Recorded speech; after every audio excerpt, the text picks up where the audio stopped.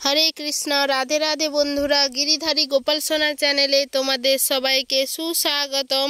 তোমরা সবাই কেমন আছো? আশা করি তোমরা সবাই ভালো আছো গোপাল সোনার কৃপায়। আর তোমাদের গোপাল সোনাও অনেক অনেক ভালো আছে। দিদির বাড়ির অন্নপ্রাশনের অনুষ্ঠান শেষ হয়ে গেছে, তারপরে বাবার ঘরে আসার পরে এই ভিডিওটা তোমাদের সাথে শেয়ার করছি।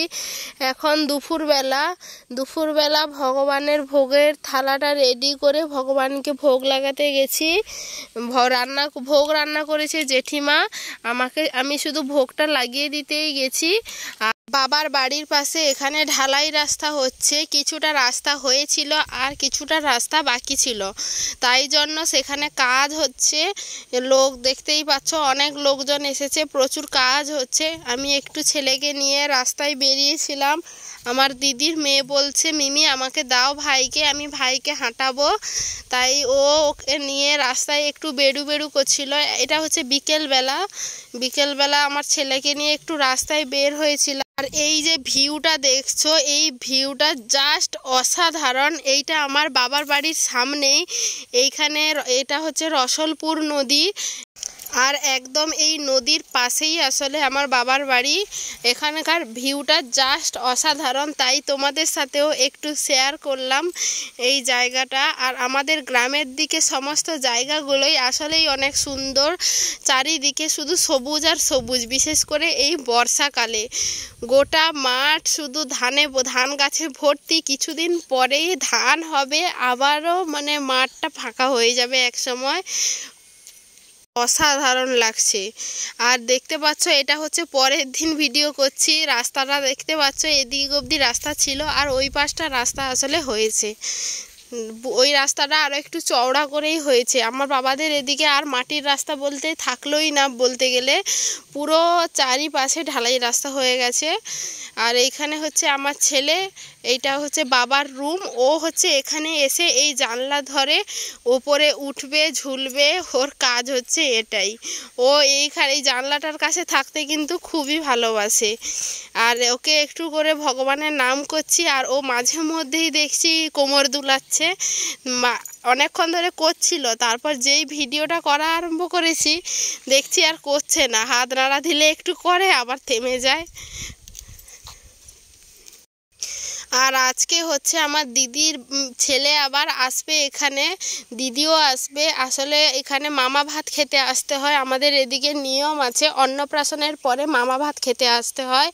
কেউ 2.5 দিনে আসতে বলে, কিন্তু 2.5 দিনে আসে না, কারণ অনুষ্ঠান হলে একটা বাড়িতে সমস্ত কাজকর্ম অনেক পড়ে থাকে, জিনিস এলোমেলো হয়ে থাকে, সমস্ত জিনিস গুছিয়ে গাছিয়ে তারপর তো আসতে হবে, না হলে তো গোটা বাড়ি এলোমেলো হয়ে যাবে।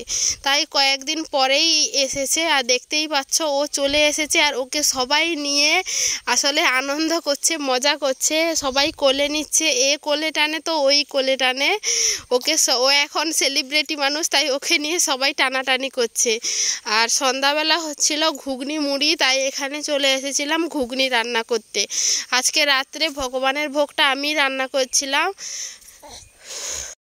আর আমারও না ঘুগনি খেতে খুবই ভালো লাগে, কেন জানি না, আমার কিন্তু ঘুগনি খেতে খুবই ভালো লাগে। আমি বাড়িতে থাকলেও প্রত্যেক সপ্তাহে একবার করে হলেও প্রত্যেক সপ্তাহে ঘুগনি করি। এইখানে বাবার ঘরে কয়েকদিন এসে আমি প্রায় 2 বার ঘুগনি খাওয়া হয়ে গেছে। একবার জেঠিমার ঘরে করেছিল, আর আজকে বাবার বাড়িতে হচ্ছে। আর আমাদের জেঠিমার বাড়ি এবং বাবার বাড়ি কোনো আলাদা নয়, একটা বাড়িতে আলাদা থাকে, কিন্তু একটাই বাড়ি, যে যার ভাগ করা আছে। হয়তো এইখান থেকে ওই দিকটা ওরা ব্যবহার করে, এদিক থেকে এটা ওরা ব্যবহার করে, এই রকম করেই থাকে, কিন্তু একটাই বাড়ি। সব সময় এদিকে সে সেদিকে একসাথেই বলতে পারো। আর খুবই আনন্দ হয়, অনেকজন যখন বাড়িতে থাকে তখন সবাই মিলে কিন্তু অনেকই আনন্দ হয়। 2 জন বৌদি, দাদা, ভাইজি, ভাইপো সবাই মিলে একসাথে কিন্তু খুবই মজা হয়। আর আজকে ঘুগনিতে একটু নারকেল দেব। আমার ঘুগনিতে নারকেলের কুচি দিলে কিন্তু খেতে ভালো লাগে, কিন্তু আমার বাড়িতে থাকলে দিতে পারি না, কারণ আমার বাড়ির কেউই পছন্দ করে না, তাই জন্য কখনোই তরকারিতে নারকেল দিই না। বাবার বাড়িতে এলেই একমাত্র নারকেলের তরকারি খেতে পাই, না হলে খেতে পাই না, কারণ ওখানে কেউই পছন্দ করে না, তাই জন্য রান্নাও করি না। ভগবানকে ভোগ লাগিয়ে প্রসাদও পাওয়া হয়ে গেছে। এখন রাতে ঘুমানোর জন্য চলে এসেছি, ছেলেটা ঘুমিয়ে পড়েছে। আর আজকের ভিডিওটাও এইখানেই শেষ করছি। হরে কৃষ্ণ, রাধে রাধে।